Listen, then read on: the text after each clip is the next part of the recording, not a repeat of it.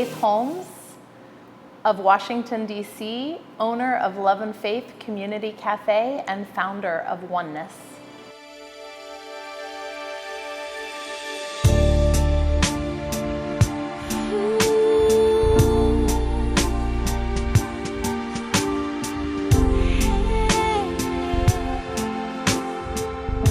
I came home this one day asking what the N-word meant, and she was like, "Oh no, not my child."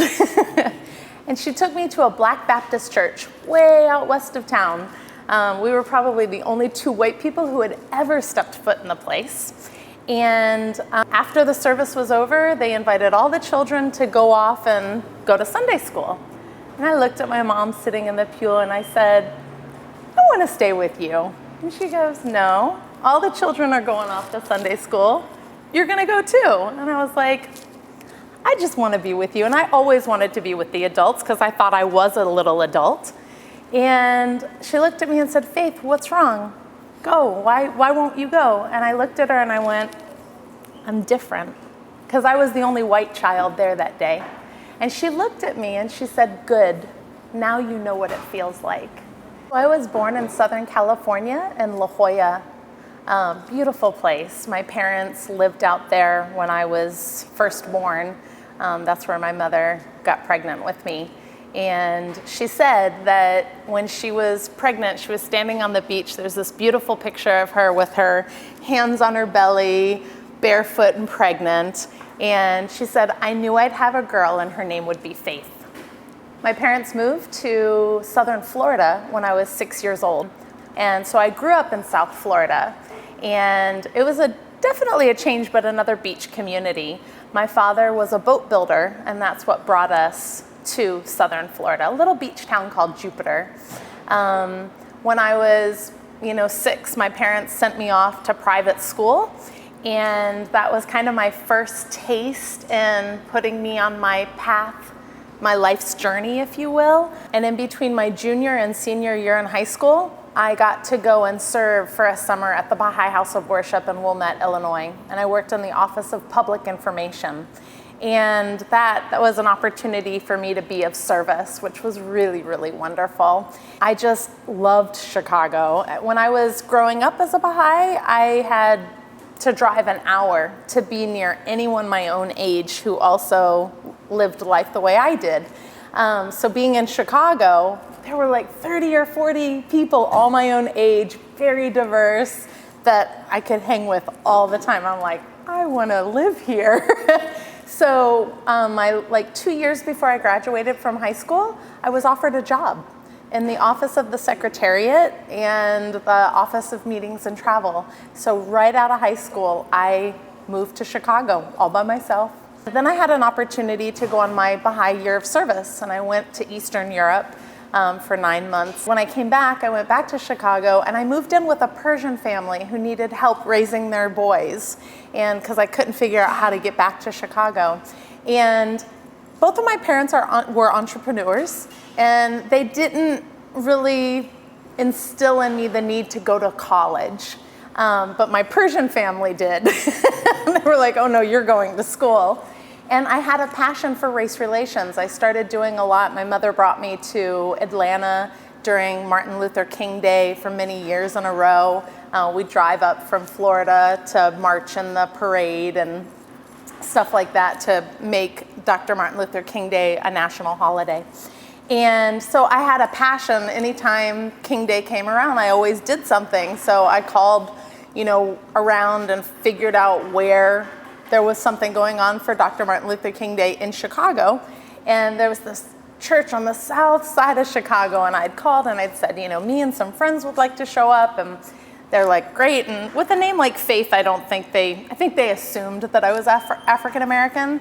But I walked in the door with, 15 of my friends, and the pastor who was at the podium, was speechless. He couldn't catch his breath because he's like, "Who are these people?" But that's who we are as Baha'is, working for social justice, I started working with a woman by the name of Dr. Joy DeGrew, and she came into town to do projects around the Bud Billiken Parade. I was a part of the Race Unity Committee in Chicago, on the Baha'i Race Unity Committee. And so I didn't want to just participate in a parade. I wanted activities that could really help change lives. So we started planning a weeks of activity of talks on race relations and healing, racial healing, and promoting unity. So she worked with me every year. She wrote a book called Post-Traumatic Slave Syndrome, America's Legacy of Enduring Injury and Healing. And it's all about understanding our past and where we come from so that we can heal for the future. So I'm a firm believer that you cannot eliminate racism in America without understanding the history of our nation and the real history, not the fake version that we're taught in school, and the psychological impact that it's had on all of us, because it's impacted all of us in different ways. So I started going to school. My Persian family helped me go to school, and I went to the University of Illinois at Chicago, and I double majored in African American Studies and psychology. Now, when I was on my Baha'i year of service, what I saw no matter where I went, whether I was in Eastern Germany or Poland or Italy or Albania, the one unifying source for all of us was music. So I had this idea. I wanted to create a song, kind of like We Are the World, but that really addressed racism in America and promoted unity and oneness. So many years later, I was back and I was out in Los Angeles visiting a dear friend of mine, Casey Porter, and he was a music producer, Grammy award-winning music producer, a Baha'i. So it's New Year's Eve. We're in the hot tub in the hills of Calabasas, enjoying, the stars. And he's telling me about just working with Carlos Santana on his Supernatural CD. And it hadn't come out yet, so we didn't know the huge hit that it was going to become. But he told me about this song called The Olympic Jam that they'd done that really brought in this Latin infusion with gospel music. I said, Casey, I don't know why I've never mentioned this to you before, but I've always wanted to create a song, kind of like We're the World, but that really addressed racism in America and promoted unity.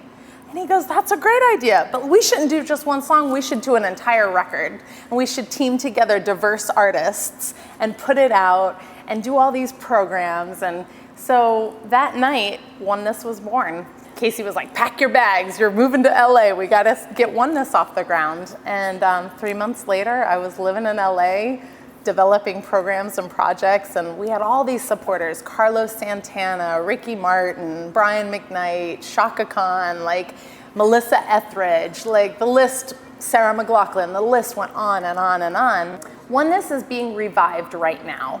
So Oneness kind of took a bit of a hiatus when I left and then my other business partner left.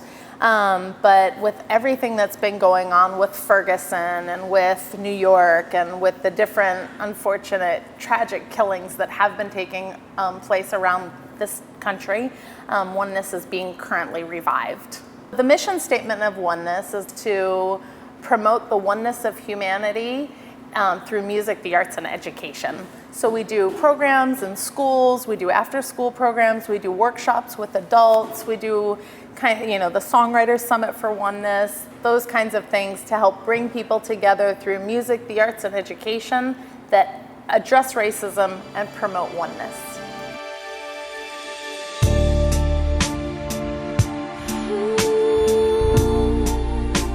This place, Love and Faith Community Cafe, really brings together my two loves of bringing people together, of promoting oneness and unity, of having dialogues, and serving delicious, great foods.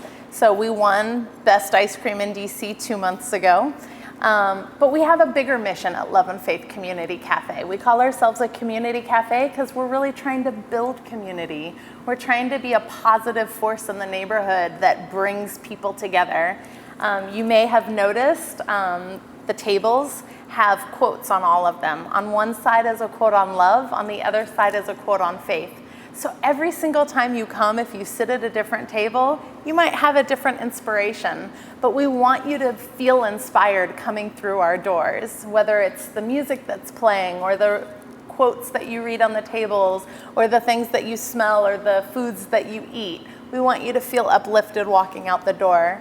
There's a beautiful quote that greets everyone as you enter from Baha'u'llah that says, "Be generous in prosperity and thankful in adversity. Be worthy of the trust of thy neighbor and look upon him with a bright and friendly face." The quote is meant to be our mission here in this cafe and in this neighborhood, in this community. And we hope that it's something that will ripple out throughout the community and bring positivity and upliftment to people's lives. Well, we also have we name things different things. So our blueberry love smoothie, or our strawberry banana bliss, or our mango mercy. We take the attributes of God and we put them into, and there was a woman who came in a couple of months ago and she said, "Faith, I've been in 3 times, and I have to tell you, I literally can taste the love in your food."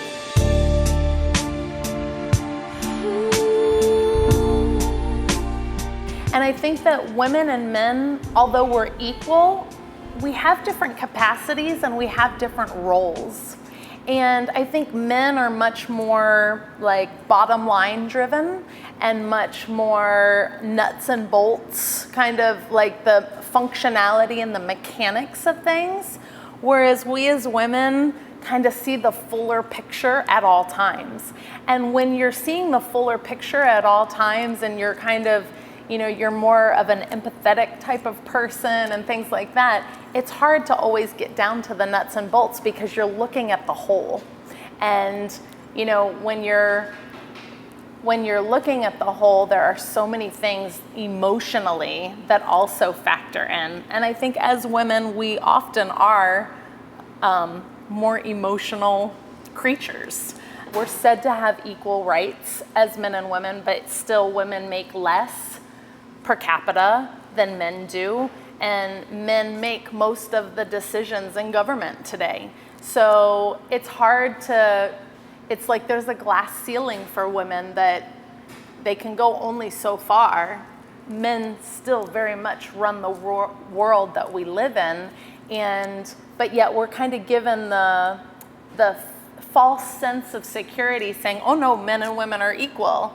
But in everyday society, we see ways in which that doesn't prove to be the case.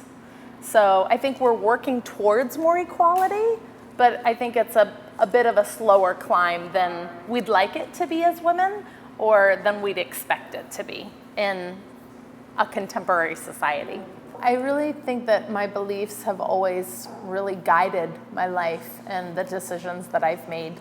My mother became a Baha'i when I was 3, so that definitely impacted me. However, I chose to become a Baha'i myself when I was 16. But, it's not only is it a very spiritual faith, but it's a very logical faith. And that's, I think, what got me when I was 16 years old. There's a quote in the Baha'i writings that says, "The most beloved of all things in my sight is justice." And I think that's the reason why I do so much for social justice and unity and oneness.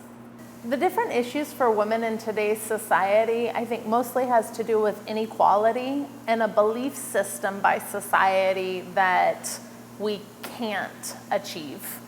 But as more women are achieving and as more women are coming into their own and living their authentic life, I think we're seeing more and more a greater sense of, yes, we can. Therefore, that will help create equality. So I think that we, in general, society-wise, what we can do to help forward the equality of men and women is to, when we see inequality taking place, is to address it. I think, number one, it's really hard to address things that aren't being, it's like the elephant that's in the room. No one's paying attention to it. Everybody pretends it's not there. As long as we do that, we're not going to see equality. But we as society, whenever we see inequality taking place, we have to stand up and we have to address it and we have to help work towards and create greater senses of equality. I think it's really important that men really try to be open and look at when inequality does take place and to address it themselves. It's kind of like with racism, when people who are oppressed are addressing racism, it's heard one way. But when people who have privilege are addressing racism, it's heard another way. I think the same thing happens with the equality of men and women. My words of wisdom for younger women all around the world would be to find out what is authentic for themselves, like to really go into the core of you and say, what is my purpose on this globe? Like, what is it that I was put here to give? And to find what that is and to do it. Like, it takes a lot of hard work, you know, to say to young women all over the world, your voices must be heard. You know, we need your gift because God created you with that special gift that only you could give, no matter how big or small you think it is.